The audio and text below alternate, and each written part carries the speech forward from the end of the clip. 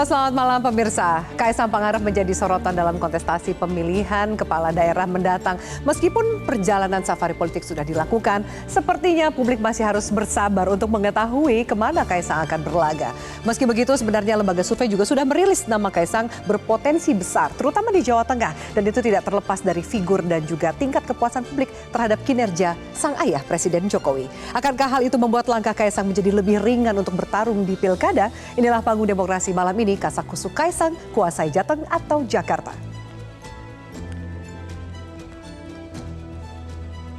Dan pemirsa, untuk membahasnya telah hadir di studio. Saya perkenalkan langsung politisi muda dari Partai Demokrasi Indonesia Perjuangan, Aryo Seno Bagaskoro. Pak Seno, selamat malam. Malam, Mbak Vi. Terima kasih sudah hadir di studio. Terima kasih. Dan berikutnya juru bicara Partai Solidaritas Indonesia, Dede Prayudi. Mas Dede Prayudi, halo, selamat malam. Selamat malam. Terima kasih sudah hadir. Terima kasih sudah diundang. Dan berikutnya kami hadirkan juga Direktur Eksekutif Lembaga Survei Indonesia, Mas Jayadi Hanan. Mas Jayadi, halo, selamat malam. Malam, Terima kasih Mas Jayadi sudah hadir. Dan kami hadirkan juga pengamat politik Emrus Sihombing. Bang Emrus, selamat malam. Selamat malam, Mbak Abi. Terima kasih Bang Emrus sudah hadir. Terima kasih. Dan mengikuti diskusi kita dari sambungan Zoom ada Wakil Ketua Umum Partai Golkar Ahmad Doli Kurnia. Bang Ahmad Doli, halo, selamat malam.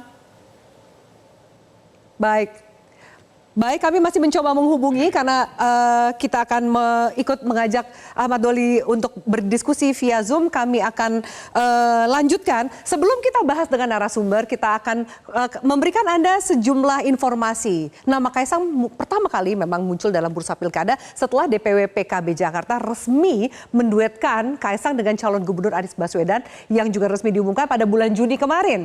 Kita lihat seperti apa grafiknya. Ketua DPW PKB Jakarta Hasbiala Ilyas mengatakan PKB terbuka kepada siapa saja termasuk juga kepada Ketua Umum PSI Kaisang Pangarep yang juga katanya sempat menyampaikan di media keinginannya untuk menjadi wakil dari Pak Anies. Namun sebenarnya hingga saat ini belum ada keputusan resmi dari DPP PKB atas usulan pasangan tersebut.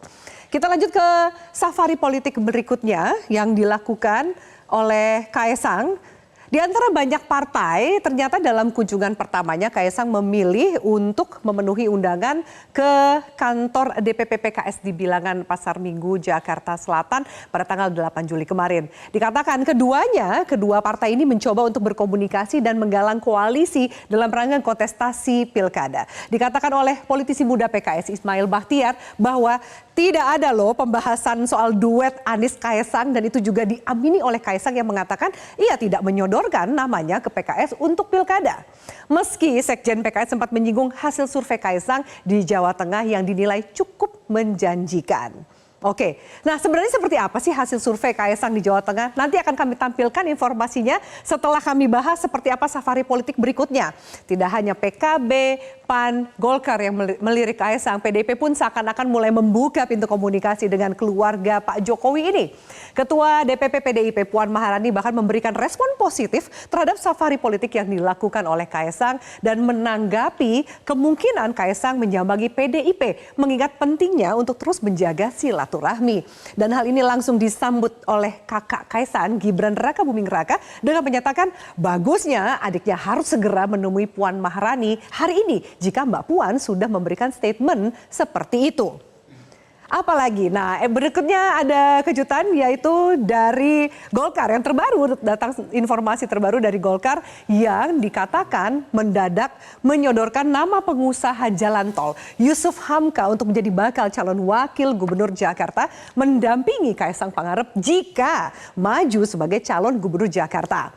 Alasan yang disampaikan oleh Ketum Golkar Erlangga Hartarto adalah karena Yusuf Hamka dinilai mampu mengatasi masalah macet dan banjir di Jakarta dengan pengalamannya di bidang infrastruktur.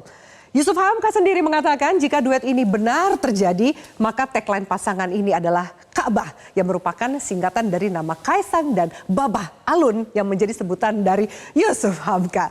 Namun meski Kaisang hadir dalam pengumuman di kantor Golkar tersebut, PSI hingga saat ini menyatakan ketumnya belum mengambil keputusan untuk maju di pilkada. Oke, hasil survei, kita masuk ke grafik berikutnya. Seperti apa sebenarnya nama Kaisang dalam hasil survei? Pertama, kami hadirkan Lembaga Survei Indonesia yang merilis hasil survei tanggal 30 Juni 2024. Pada simulasi semi terbuka dengan menjanjikan 21 nama cagup, nama Kaisang berada di urutan teratas dengan angka 15,9%. Namun, jika masuk dalam simulasi top of mind. Nanti mungkin Mas Jayadi Hanan bisa menjelaskan apa nih bedanya supaya masyarakat bisa mengetahui lebih jauh. Simulasi top of mind, nama calon gubernur Kaesang berada di urutan kedua dan nama Kapolda Jawa Tengah Ahmad Lutfi berada di urutan pertama dengan angka 5,2. Menurut Jayadi Hanan, keunggulan Kaesang ini disebabkan oleh tingkat kepuasan pemilih Jawa Tengah terhadap kinerja sang ayah yaitu Presiden Jokowi. Berikutnya, satu lagi survei kami hadirkan dari indikator politik. Kaesang menduduki urutan dari simulasi 10, 8 hingga 6 nama di urutan pertama. Namun elektabilitasnya kalah jika dilakukan simulasi top of mind atau simulasi terbuka di mana kembali nama Ahmad Lutfi atau Kapolda Jawa Tengah ini menjadi berada di urutan teratas dengan angka 8,6%. Sementara Kaesang jika simulasinya adalah top of mind masuk dalam urutan kelima dengan angka 4%. Oke, baik.